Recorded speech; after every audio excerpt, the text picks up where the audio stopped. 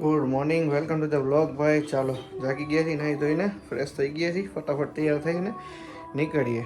આજનું જે કંઈ પણ છે એને કન્ટિન્યુ કરીએ આપણે. ચાલો, સ્ટે ટ્યુન. ચાલો ભાઈ, નીકળી ગયા છીએ આપણે અત્યારે. ને અત્યારે હવે રેલનગરમાં જઈ ત્યાંથી હવે જવાનું છે. જો એક ભાઈ આવે તો એની સાથે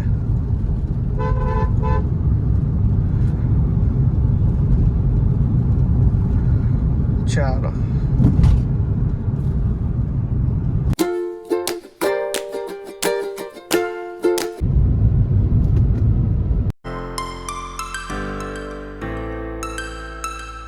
आपने जिस व्यक्ति को कॉल किया है वो अभी दूसरे कॉल पर व्यस्त है, कृपया प्रतीक्षा करें.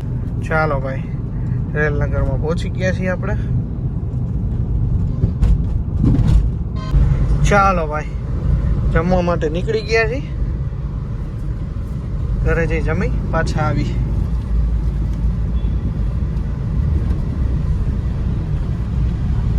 સરખું સાફ કરજો. તમારે વિડીયો જ મૂકી બનાવી, તમારે વિડીયો જેમ કંઈ આવતું નથી એનું કરવાનું. આવશે આવશે, ફેમસ થવા દો થોડાક. હજી આપણે એટલા બધા સેલિબ્રિટી નથી થઈ ગયા. એક ટાઈમ એવું આવશે કે અહીંયા આપણો વિડીયો જોઈને એટલા માણસો આવશે કે તું છે ને ગાડી સર્વિસ કરવા માટે 10-20 જણા રાખવા પડશે. હા, ચાલો ભાઈ, નીકળી ગયા છીએ આપણે હવે દર્શનભાઈની દુકાન તરફ. ત્યાં જઈ આટો મારી ફટાફટ પાછા આવીએ. ચાલો.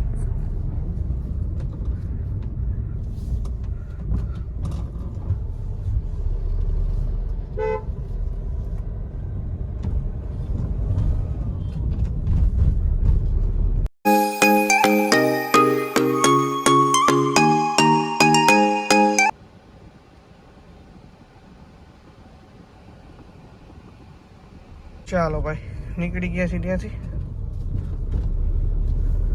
ફટાફટ જઈએ હતી. આજ ગાડી એવું લાગે છે એક બાજુ ખેંચાઈ છે. એલાઇનમેન્ટ બેલેન્સિંગમાં દેખાડી હોય. જો હા, એક બાજુ ખેંચાય જ છે. આપણી ગાડી ચક્કર મારવા ગઈ છે. આપણે આવી ગયા છીએ અત્યારે એલાઇનમેન્ટ બેલેન્સિંગ કરાવવા માટે અને લોઅર આર્મનું ચેક કરાવવા માટે કે ભાઈ શું પ્રોબ્લેમ છે. જોઈ લઈ ભાઈ, ચક્કર મારવા ગયા છે, ચેક કરી લઈએ ને પછી ખબર પડે આપણે. ચાલો, સાહિલભાઈને મળવા આવ્યા છીએ ભાઈ.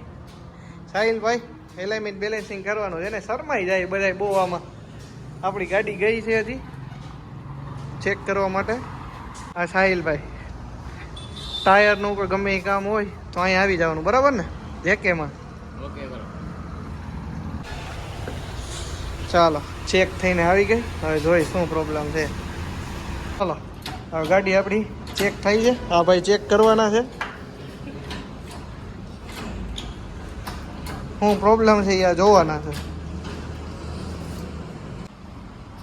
ભાઈ. આપણી ગાડી ચેક કરે છે. આપણી ગાડી ઉત્તમ પ્રકારની કરી દેશે. પછી ગઈ છે આપણે ચેક કરવા માટે. 2-3 વસ્તુ બીજી ચેક કરવાની છે.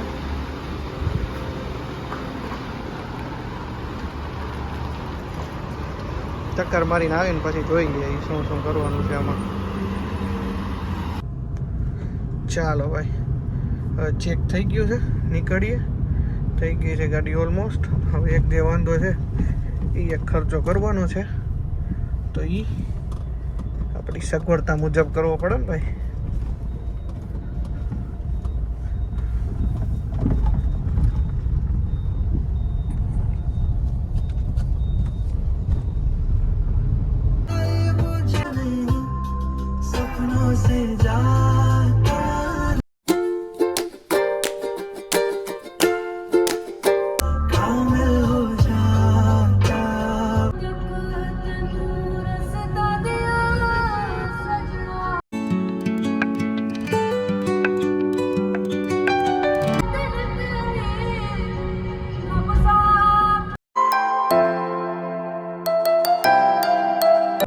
साहिबा आए घर काहे ना ऐसे तो बताना हम समझ जाएंगे.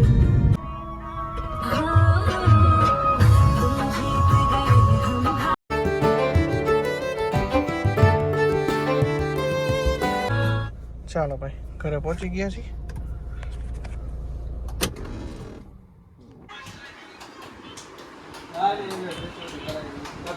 બીજે નહીં કરે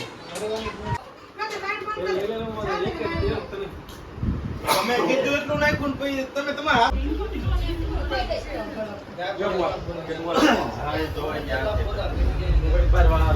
તો ચાલો ભાઈ મારા ફઈને અહીંયા આવ્યા હતા અને અહીંયા જમવાનું હતું.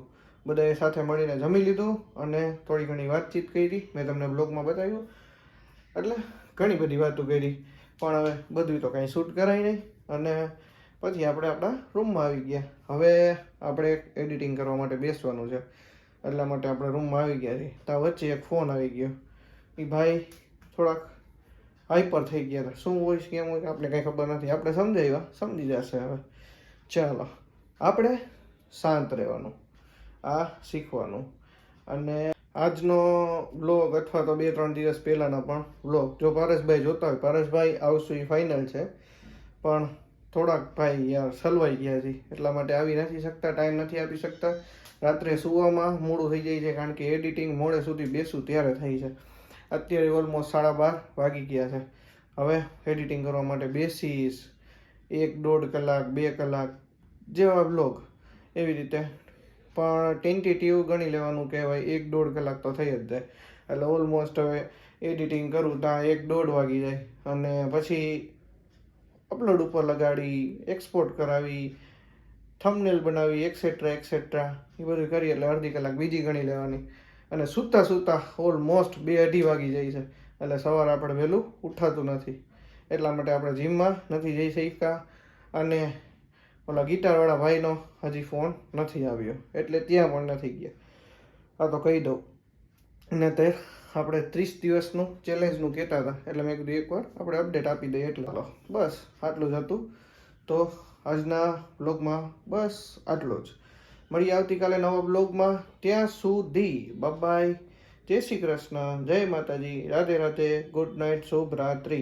ચાલો બાય.